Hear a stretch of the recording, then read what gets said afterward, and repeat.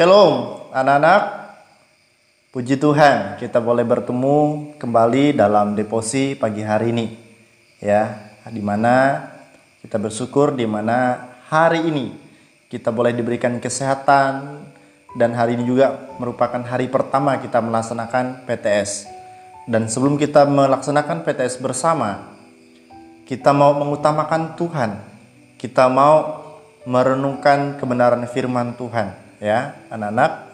Jadi kita bersyukur kepada Tuhan karena pertolongannya yang luar biasa ya, terlebih kesehatan yang Tuhan berikan kepada kita. Sebab tanpa kesehatan kita tidak akan bisa menikmati hidup ini dengan indah. Tetapi bersama Tuhan, dan Tuhan memberikan kita kemampuan untuk kita boleh menjalani kehidupan kita. Baik anak-anak, Mister mengajak kita untuk berdoa. Mari ambil sikap doa. Kita akan berdoa dan Mister pimpin kita di dalam doa. Mari kita berdoa. Tuhan Allah Bapa kami di surga, kami datang kepada Tuhan mengucap syukur Bapa buat kasih anugerah Tuhan yang luar biasa memberkati kami, menyertai kami, menjaga dan memelihara kami, yang terus melindungi kami dan memberikan kami kekuatan, kesehatan yang datang daripada Tuhan. Dan pagi hari ini Bapak kami mau bersama-sama merenungkan kebenaran firman Tuhan. Biarlah Bapak Engkau terus memberkati kami, Engkau terus memimpin dan Tuhan terus menyertai kami. Ketika kami membaca dan merenungkan firman Tuhan, kami diberikan pengertian, kemampuan yang datang daripada Engkau, sehingga kami dapat memahaminya dan terlebih kami dapat melakukan dalam setiap kehidupan kami. Terima kasih Bapa. Dalam nama Tuhan Yesus kami berdoa dan mengucap syukur. Amin. Ya, puji Tuhan. Luar biasa penyertaan Tuhan kepada kita.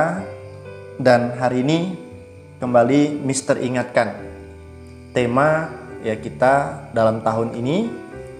Kalam Kudus mengambil tema yaitu murid Kristus yang berguna bagi dunia. Dalam hal menjadi murid Kristus yang berguna bagi dunia, maka dibagikan per subtema ya, per subtema besar yaitu menjadi murid Kristus yang membawa damai. Di dalam hal membawa damai, maka kita harus bisa mengampuni orang lain dan kita bisa menjadi orang yang bersikap toleransi ya, satu dengan yang lainnya. Itu yang sudah kita bahas sepanjang bulan Juli dan bulan Agustus. Dan kita masuk ke subtema besar kita di bulan September sampai Oktober, yaitu tentang altruis. Di mana altruis ini kita terus belajar untuk mementingkan kepentingan orang lain daripada kepentingan diri kita sendiri. Jadi anak-anak, altruis ini adalah kita mau mengutamakan kepentingan orang lain daripada kepentingan diri kita sendiri. Nah, di dalam altruis dibagi lagi menjadi dua tema ya, September dan Oktober. Nah, di dalam September ini kita mau membahas tema kecil yaitu tentang inisiatif. Apa sih inisiatif? Ya, pernah dijelaskan waktu pembelajaran CLC ya, pengertian inisiatif di mana kita melakukan sesuatu tanpa dorongan atau tanpa suruhan orang lain, tanpa orang lain harus menyuruh, tetapi itu merupakan ide yang muncul dari diri kita untuk kita boleh melakukan sesuatu, keinginan, atau kita melakukan hal yang baik yang berasal dari diri kita sendiri. Oke anak-anak, hari ini kita masih belajar di minggu yang kedua tentang tema inisiatif. Dan khusus hari ini kita mau belajar daripada Tuhan Yesus ya, Tuhan yang berinisiatif. Jadi judul tema atau judul devosi kita atau renungan kita pada pagi hari ini adalah Tuhan yang berinisiatif. Mari Mister mengajak kalian untuk membaca Alkitab, membuka Alkitab dari Kejadian pasal 3 ayat 8 dan ayat 9. Kita buka Kejadian perjanjian. Ya, betul, perjanjian lama ya. Mister akan bacakan untuk kita semua. Kalian boleh simak Kejadian pasal 3 ayat 8 dan 9. Ketika mendengar bunyi langkah Tuhan Allah yang berjalan-jalan dalam taman itu, pada waktu hari sejuk. Bersembunyilah manusia dan istrinya itu terhadap Tuhan Allah di antara pohon-pohonan dalam taman. Tetapi Tuhan Allah memanggil manusia itu dan berfirman kepadanya, "Di manakah engkau?" Mister ulangi ya. Kejadian pasal 3 ayat 8 dan 9. Ketika mereka mendengar bunyi langkah Tuhan Allah yang berjalan-jalan dalam taman itu pada waktu hari sejuk, bersembunyilah manusia dan istrinya itu terhadap Tuhan Allah di antara pohon-pohon dalam taman. Tetapi Tuhan Allah memanggil manusia itu dan berfirman kepadanya, "Di manakah engkau?" Nah, dalam peristiwa ini mengisahkan tentang Adam dan Hawa ketika mereka sudah jatuh ke dalam dosa ya, anak-anak. Jadi di Taman Eden itu Adam dan Hawa ya diberikan tugas oleh Tuhan. Semua buah dalam taman ini boleh kamu makan kecuali ada satu buah yang tidak boleh kamu makan, yaitu buah pengetahuan yang baik dan yang jahat. Jangan kamu makan buah itu. Kalau kamu makan buahnya, kamu akan mati. Itu pesan Tuhan. Tetapi apa yang terjadi anak-anak? Ketika mereka ya berjalan-jalan di taman itu, mereka tergoda untuk makan buah itu. Ya, karena rayuan si iblis yang merayu ibu Hawa, dan ibu Hawa memakan buah itu, kemudian ibu Hawa kasih kepada suaminya. Nah, akhirnya mereka jatuh ke dalam dosa. Manusia telah jatuh ke dalam dosa, ya. Oleh sebab itu, dosa membuat manusia tidak mampu dekat dengan Tuhan. Bahkan dosalah yang membuat manusia jauh daripada Tuhan. Itulah yang menjadi kebiasaan manusia. Ketika kita melakukan kesalahan, ketika kita melakukan dosa atau pelanggaran, kita cenderung untuk bersembunyi daripada kita harus mengakui kesalahan kita. Nah, itulah yang terjadi dengan hidup manusia. Kalau orang itu melakukan kesalahan, apalagi kalau tidak ketahuan siapa yang melakukan kesalahan itu, maka manusia akan bersembunyi. Dia tidak akan mau mengungkapkan, ini aku yang melakukan kesalahan itu, kalau tidak dicari, gitu ya. Jadi itulah yang dilakukan Adam dan Hawa. Ketika mereka telah jatuh ke dalam dosa, telah makan buah pengetahuan yang baik dan yang jahat itu, mereka sembunyi. Ketika mereka mendengar langkah Tuhan berjalan di tengah taman itu, Adam dan Hawa sembunyi di mana? Ya, betul, bersembunyi di pohon-pohon yang ada di sekitar taman itu. Apakah Tuhan tidak tahu? Tahu. Tuhan tahu kok mereka sembunyi. Tapi kenapa Adam dan Hawa sembunyi? Kenapa tidak terus terang aja? Nah, itulah manusia. Udah berbuat salah, sulit untuk mengakui kesalahannya. Bahkan cenderung untuk menyalahkan satu dengan yang lainnya. Itulah Adam dan Hawa. Ya. Bapak Adam menyalahkan Bu Hawa. Tuhan, ini gara-gara Bu Hawa aku juga ikut makan.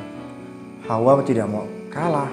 Ini gara-gara ular aku jadi makan buah. Saling menyalahkan, ya. Oke. Di dalam Alkitab dijelaskan bahwa sebagai keturunan Adam dan Hawa, kita semua telah berbuat dosa. Jadi anak-anak, kita semua adalah keturunan Adam dan Hawa, ya. Nah, kita adalah keturunan Adam dan Hawa dan kita telah jatuh ke dalam dosa. Semua manusia telah jatuh ke dalam dosa dan telah kehilangan kemuliaan Allah. Tidak ada satupun manusia yang tidak berdosa. Semua manusia berdosa, ya. Tuhan sendiri yang mencari manusia. Ya, dalam peristiwa di Taman Eden, bukan Adam dan Hawa yang mencari Tuhan. Ketika dia sembunyi, dia mau lari daripada Tuhan. Tetapi Tuhan mencari. Di manakah engkau? Tuhan mencari. Bukan berarti Tuhan tidak tahu. Tuhan tahu. Karena dia maha tahu. Tapi Tuhan mau supaya Adam dan Hawa itu punya inisiatif loh mau mengakui kesalahannya, tetapi malahan bersembunyi, tuh ya. Tuhan benar-benar mengenal manusia karena Tuhanlah yang menciptakan kita. Ya. Dia yang menciptakan kita. Tuhan tahu benar apa yang kita alami, ya. Tuhan tahu benar bahwa kita tidak akan mencari pengampunan, melainkan melakukan banyak hal yang tidak benar hanya untuk bersembunyi dari dosa. Ketika manusia telah jatuh ke dalam dosa, bukan berarti dia mau mencari yang benar, memperbaiki diri, tetapi terus berbuat dosa. Itu ya, anak-anak. Nah, Tuhan sendiri yang berinisiatif, yang telah mengulurkan tangannya, mengutus Yesus Kristus untuk datang ke dalam dunia. Sebenarnya Yesus itu sudah enak tinggal di sorga, tetapi dia mau datang ke dunia demi menyelamatkan manusia yang berdosa itu tadi. Termasuk kita semua yang sudah Tuhan Yesus selamatkan, ya. Tuhan Yesus telah menyelamatkan kita. Tuhan Yesus rela datang ke dunia, dia disiksa, dia dipukul, dia dicambuk, bahkan dia mati di kayu salib. Dan Yesus bangkit pada hari yang ketiga demi untuk menyelamatkan manusia. Inisiatif Tuhan Yesus luar biasa. Tidak ada yang menyuruh Tuhan Yesus, oh kamu harus menyelamatkan manusia. Tetapi Tuhan Yesus punya inisiatif yang datang daripada dirinya sendiri. Kalau Tuhan itu memang mau mencari manusia, benar-benar mengasihi manusia. Karena Tuhan tahu manusia tidak akan bakalan mencari Tuhan. Karena manusia ini sudah rusak. Manusia sudah rusak dan manusia telah jatuh ke dalam dosa. Mengapa Tuhan berinisiatif, anak-anak? Karena ia adalah pribadi yang altruis. Ia tidak memikirkan diri sendiri, tetapi Allah memikirkan kepentingan manusia. Allah mementingkan bahwa manusia ini perlu diselamatkan. Ya, Tuhan Yesus adalah Tuhan Allah yang altruis. Jadi itu ya, anak-anak, Tuhan Yesus adalah Tuhan yang altruis. Tadi di awal Mister sudah sampaikan altruis itu seperti apa. Altruis adalah orang yang mementingkan kepentingan orang lain daripada dirinya sendiri. Itu yang disebut dengan altruis.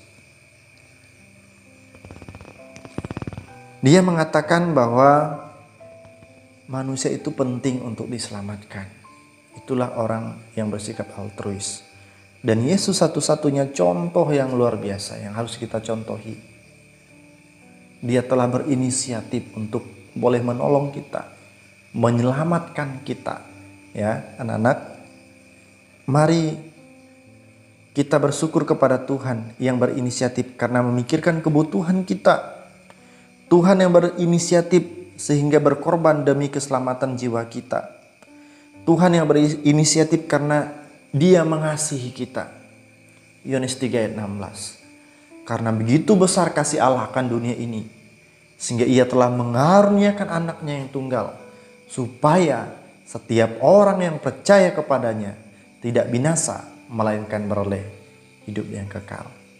Jadi kita belajar hari ini bahwa Tuhan yang berinisiatif. Tuhan yang berinisiatif untuk mencari manusia, untuk menolong manusia, menggantikan manusia yang harusnya kita sendiri yang harus digantung di kayu salib. Tetapi Tuhan tidak mau manusia disiksa. Tuhan tidak mau manusia masuk ke dalam api neraka karena dosa. Oleh sebab itu Tuhan sendiri yang menebus, yang berinisiatif datang ke dunia untuk menebus dosa manusia. Oke, anak-anak, mari kita berdoa. Bapa kami di surga, kami sungguh bersyukur Bapa dan berterima kasih karena Tuhan Yesus telah berinisiatif untuk boleh menolong kami, menyelamatkan kami, yang terus memberkati kami dan terus menyertai kami. Engkau telah berinisiatif untuk datang ke dalam dunia, untuk boleh memimpin kami, untuk boleh menyelamatkan kami ya Tuhan. Kami berdoa Bapak untuk anak-anak-Mu yang melaksanakan penilaian tengah semester hari ini. Tuhan Yesus tolong, Tuhan Yesus menyertai mereka, berikan mereka akal budi hikmat saat mereka belajar, dan berikan mereka kesanggupan dalam mereka mengisi setiap soal-soal dengan baik ya Bapak. Dalam nama Tuhan Yesus kami mulai aktivitas kami. Amin.